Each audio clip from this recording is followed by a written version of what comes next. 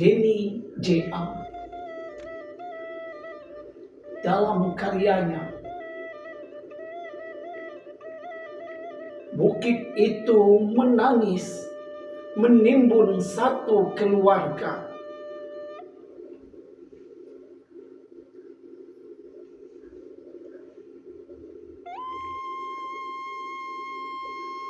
Aku adalah bukit yang sangat tua, jauh lebih tua dari riwayat semua keluarga yang pernah berteduh di bawah kakiku.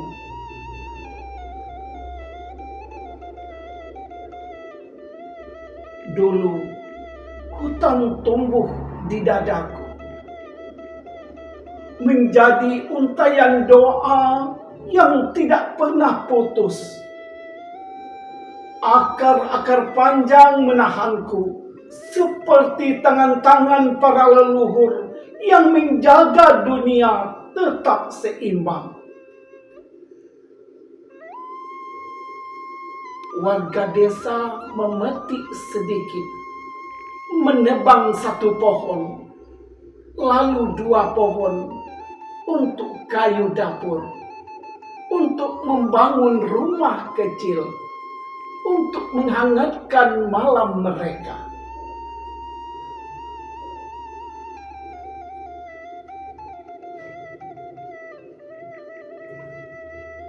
Aku tidak pernah marah. Aku tahu mereka menebang dengan hormat, seperti anak meminta kepada ibunya dengan suara pelan. Mereka memotong, tapi juga menanam. Mereka mengambil, tapi juga merawat. Aku tetap merasa dicintai. Tapi mereka berbeda. Gergaji tak lagi diayunkan oleh tangan desa. Mesin-mesin besar datang entah dari mana. Suara logamnya dingin tanpa nurani. Perusahaan-perusahaan itu naik ke punggungku, menjadi pasukan yang lapar. Menggondoli rambut hijauku, menelanjangiku sampai ke tulang. Setiap pohon yang tumbang menjadi angka dalam laporan laba, menjadi jembatan menuju rekening mereka, bukan menuju kehidupan.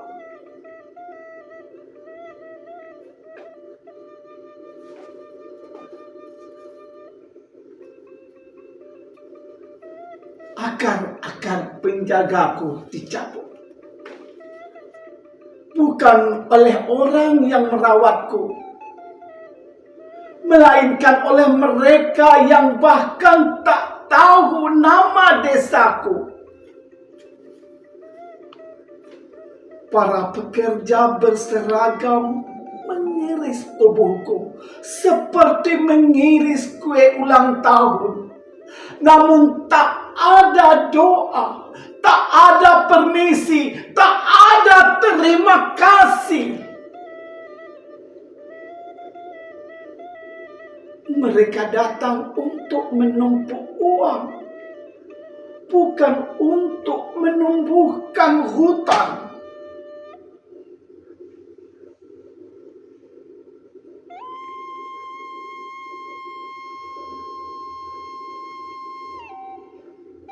Dan ketika setengah tubuhku botak dan kerontang, mereka pergi, meninggalkan aku berdiri sendiri di hadapan badai yang semakin ganas.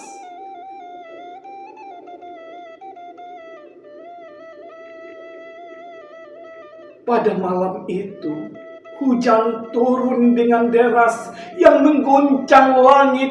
Ia mengetuk luka-luka lamaku yang tak sempat sembuh.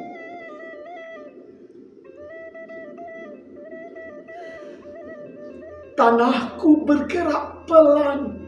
Aku sudah ringkih, seperti orang tua yang tak lagi pasti. Mana kaki yang mana kuat untuk berdiri.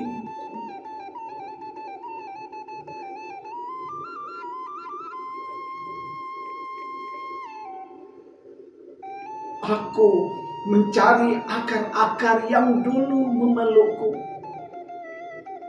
Tak ada. Aku mencari pohon-pohon yang dulu menahan bahuku. Tak ada. Aku mencari suara burung yang dulu mengingatkanku pada kehidupan. Tak ada.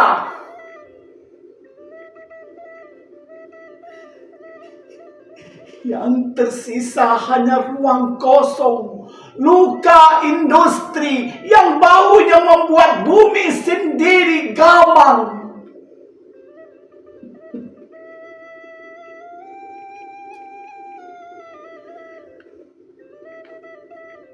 Tubuhku pun menyerah, patah, runtuh, pecah. Bukan karena aku ingin, tapi karena aku tak lagi sanggup.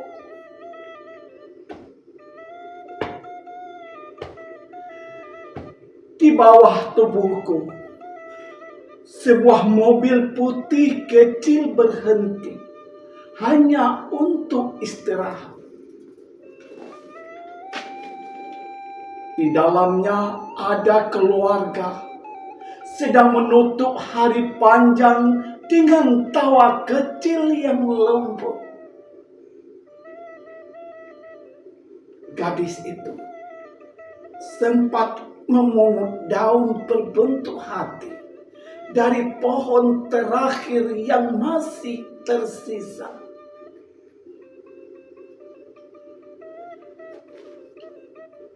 Aku melihatnya. Aku merasakan kehangatan kecil itu seperti kenangan yang hampir punah.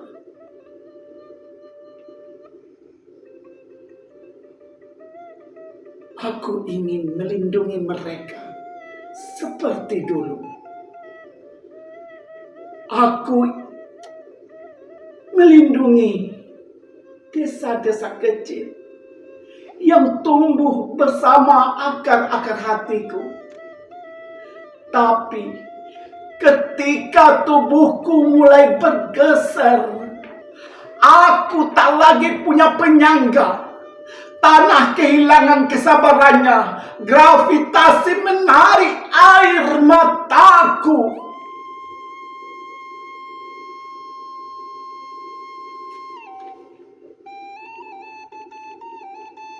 Dalam satu hentakan yang membuat langit tercekat, aku menutup mereka dengan rasa bersalah yang tak terucapkan.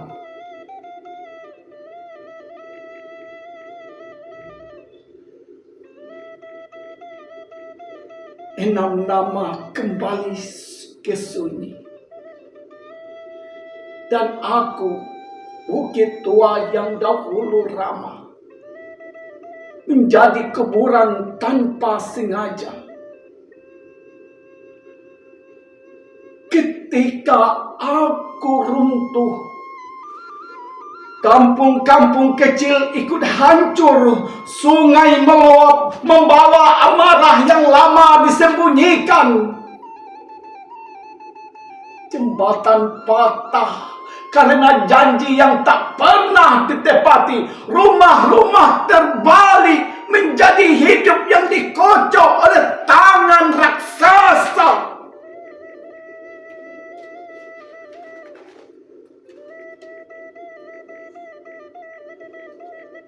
Orang-orang berkata, hujan terlalu deras. Tanah tak kuat. Ini musibah.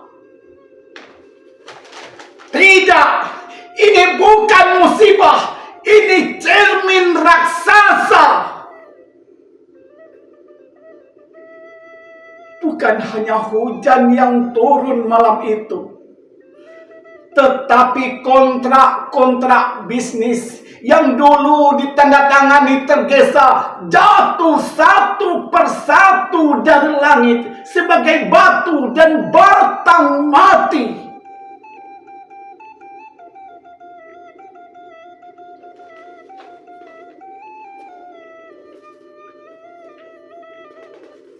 Di balik setiap meter tanah yang melorot,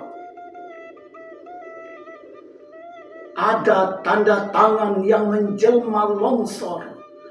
Ada stempel yang berubah menjadi arus banjir, menelan nama-nama di kartu keluarga.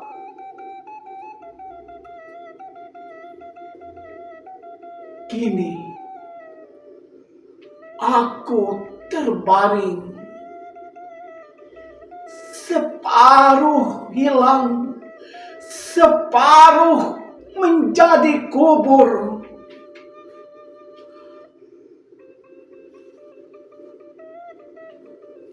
Namun yang paling hilang bukan lahanku, melainkan keyakinanku bahwa manusia masih mampu membedakan kebutuhan dari keserakahan. Warga desa menebangku dengan cinta, dengan hormat, dengan seimbang. Aku sanggup sembuh. Tapi perusahaan menebangku dengan ambisi, dengan ketamakan, dengan gelap mata. Aku tidak pernah bisa pulih.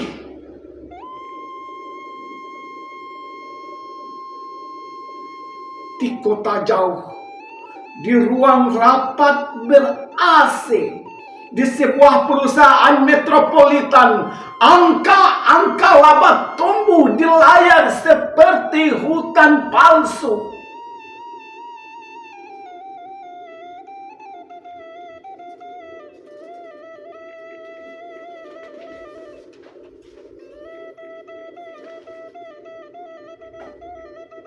Grafik keuangan naik itu sesungguhnya peta jenazah.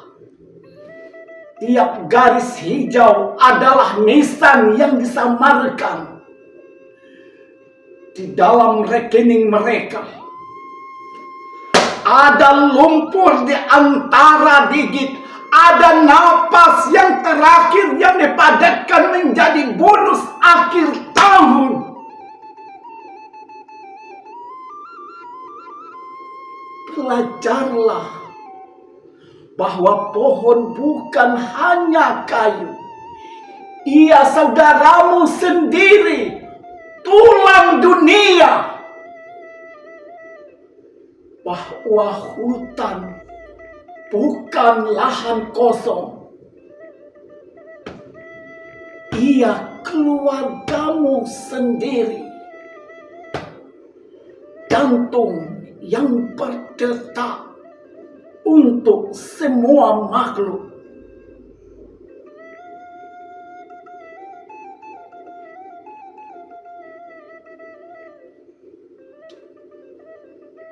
Jika manusia tak belajar, peta dunia pelan-pelan akan berubah warna. Hijau menjadi daftar duka, coklat menjadi arsip jenazah yang tak sempat dimakamkan. Di langit, awan akan menyalin diri menjadi fotokopi surat protes yang tak pernah kalian baca, turun sebagai hujan yang menghapus alamat rumah dari setiap kartu keluarga.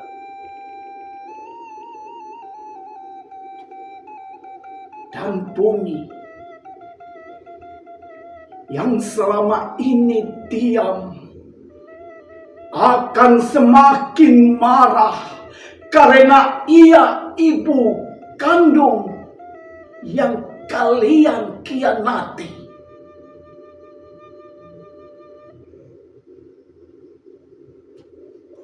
Paris, 6 Desember 2025.